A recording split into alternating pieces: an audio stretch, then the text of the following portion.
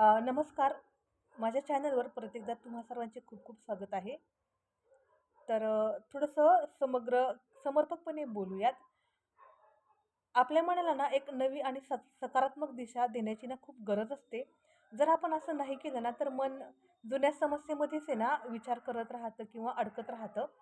अ, आणि परत-परत तेच-तेच आपल्या माइंडमध्ये रिपीट होतं आणि आपल्या आयुष्यातही तेच-तेच रिपीट होतं. त्याच्यामुळे जेव्हा कुठे तुम्हाला असं वाटेल, की काहीतरी चुकतंय किंवा काहीतरी काहीतरी समस्या उत्पन्न करणारं होतंय, तर त्यावेळेला काय करा, की आपल्यासमोर आहे ना एक सुंदर चित्र तयार करा आपल्या भविष्याबद्दलचं. जे चित्र सुंदर असेल आणि त्या चित्रावर व्हिज्युअलाइज करा किंवा त्या चित्रावर थोडंसं मनन करा.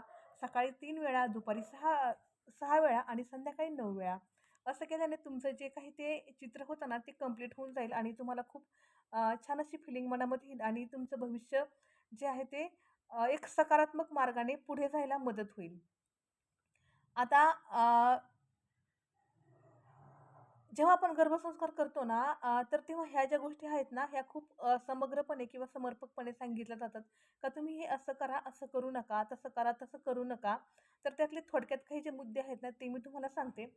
जेव्हा आपल्याला गर्भधारणा होते ना, तेव्हा माझं बाळ, माझं बाळ हे म्हणण्यापेक्षा ना, आपण फक्त त्या अपत्याला ना जगामध्ये आणण्यासाठी निमित्त आहोत.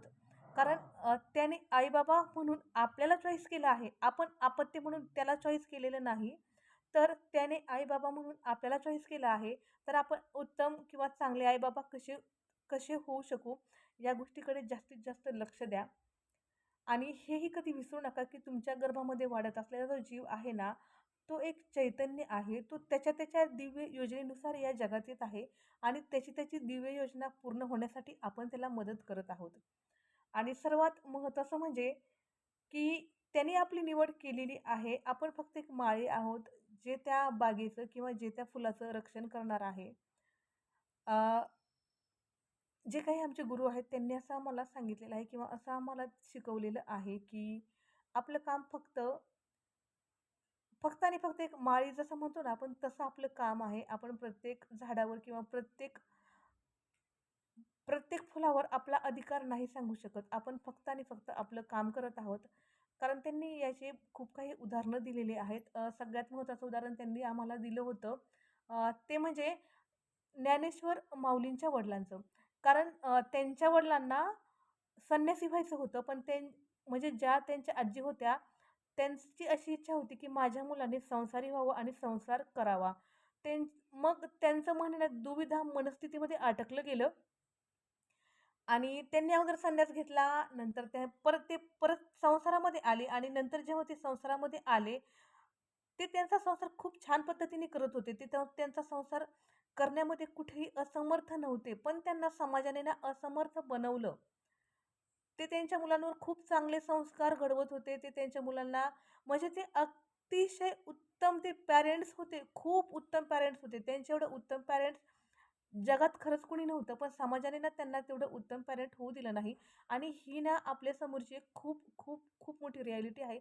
त्यामुळे तुमचं बाळ ज्या कामासाठी, ज्या कार्यासाठी या पृथ्वीवर येणार आहे ना, ते त्याचं कार्य पूर्ण होवो.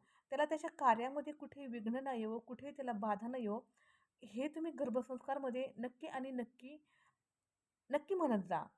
हे त्या कोर्समध्ये दिलेलं नाही, पण ज्यांच्याकडून आम्ही हे सगळं काही शिकलो ना, त्या सरांनी आम्हाला सांगितलं आहे, की नक्की कुठे काय प्रॉब्लेम होतो. कारण काय होतं, आपण जर आपल्या काही निगेटिव्ह गोष्टीमध्ये जर अडकत राहिलो ना, तर समोरच्या व्यक्तीचं जे लाईफ आहे ना, ते बरबाद होतं. आणि खरंच काही त्या गोष्टींना ना अर्थ असा राहत नाही. तर आता गर्भसंस्कारचे ना म्हणजे जन्मापासून मरेपर्यंत आहे ना, आपल्यावरती ना 16 संस्कार केले जातात. तर गर्भसंस्कार हा त्यामधला ना पहिला संस्कार असतो. सर्वात पहिला संस्कार म्हणजे असतो तो म्हणजे गर्भसंस्कार असतो. गर्भसंस्कार नंतर दुसरा संस्कार जो असतो ना, तो असतो पुसवण संस्कार. तिसरा संस्कार असतो सीमोत्तयान संस्कार.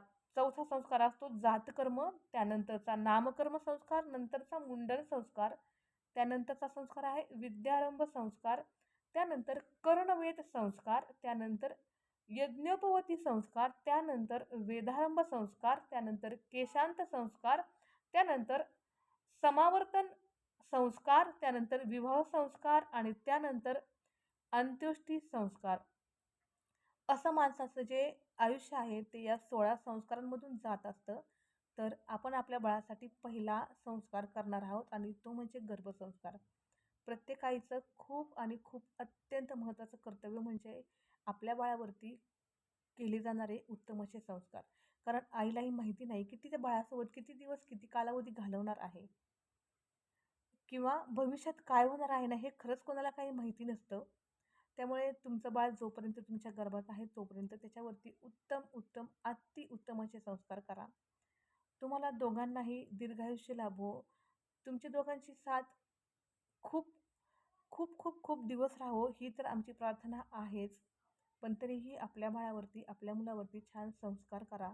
त्याचा आलेला जन्म हा वायाला जाऊ नये, ही प्रत्यक्षाने प्रार्थना करा. कारण आजचं जे जग आहे ना, ते त्यावेळेच्या म्हणजे ज्ञानेश्वर माऊलींच्या वडिलांच्या काळापेक्षाही खूप म्हणजे खूप भयानक आहे आणि आपलं बाळ त्यामध्ये तग धरून टिकलं पाहिजे. म्हणून त्याला सर्व गोष्टींची समज द्या. आजच्या आईने ना खूप जास्त सजग होणं ही काळाची गरज बनली आहे. कारण पहिले काय होतं, एक गोष्ट किंवा एका गोष्टीची प्रोग्रामिंग तुमच्या मेंदूपर्यंत होण्यासाठी ना खूप वेळ जायचा. आणि फक्त आणि फक्त पुस्तके होती वाचण्यासाठी. खूप जास्त बाकीचं काही साहित्य किंवा मटेरियल असं नव्हतं. तर एका गोष्टीचं प्रोग्रामिंग व्हायला आता समजा तेव्हाचे जे पिक्चर वगैरे होते, ते पिक्चर वगैरे पण कोणाला खूप जास्त असे पाहायला काही भेटत नव्हते. आठवड्यातून एखादा पिक्चर एखाद्या चॅनलला लागायचा. म्हणजे एका गोष्टीचं तुमच्या माइंडमध्ये प्रोग्रामिंग होण्यासाठी 8 दिवसाचा वेळ जायचा. त्यानंतर काय झालं माहिती आहे का, टेलिव्हिजनच्या काही सीरियल आल्या. तर सीरियल असायच्या अर्ध्या तासाच्या. मग त्या रोजच असायच्या. मग तुमचा जो 3 तासाचा म्हणजे 3 तास जे तुमच्या माइंडला प्रोग्रामिंग होण्यासाठी लागणार होते, ते 3 तासाचा वेळ घेतल्यानंतर अर्ध्या तासाने. तो अर्धा तासही नंतर-नंतर कमी झाला कारण खूप सारे चॅनल्स वगैरे आले. खूप खूप सारे म्हणजे 150, 200, 500 काय चॅनल असतील ते आणि रिमोट पण आला. त्यामुळे आपल्या माइंडचं प्रोग्रामिंग व्हायला अतिशय कमी वेळ लागायला लागला. 10 मिनिटे, 15 मिनिटे असा वेळ लागायला लागला. त्यानंतर आला मोबाईल. YouTube आलं आणि मग तर काही विचारायलाच नको.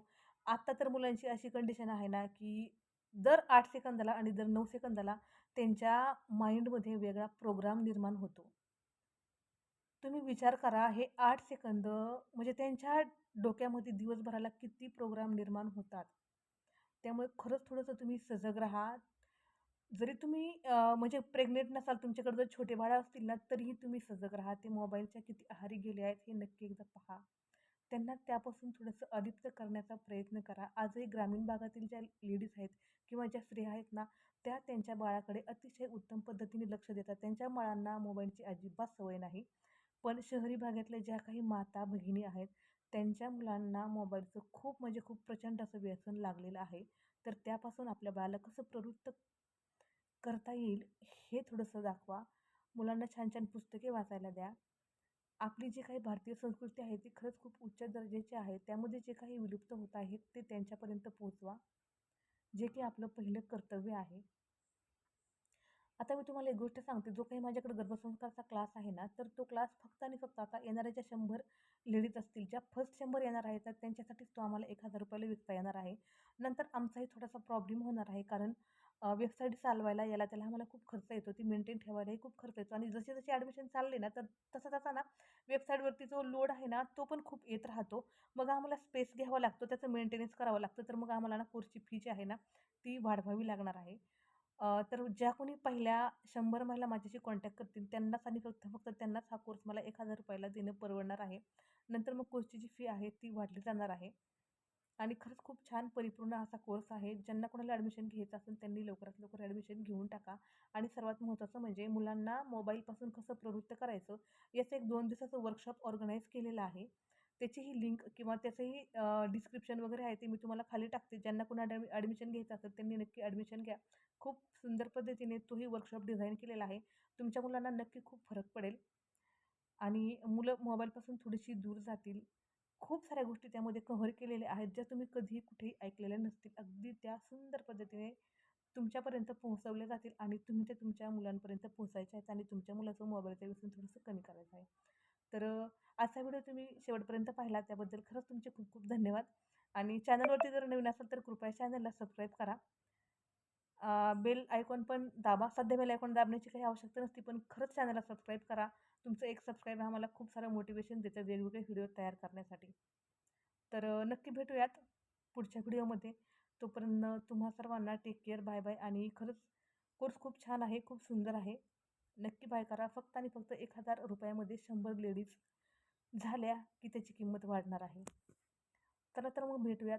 धन्यवाद.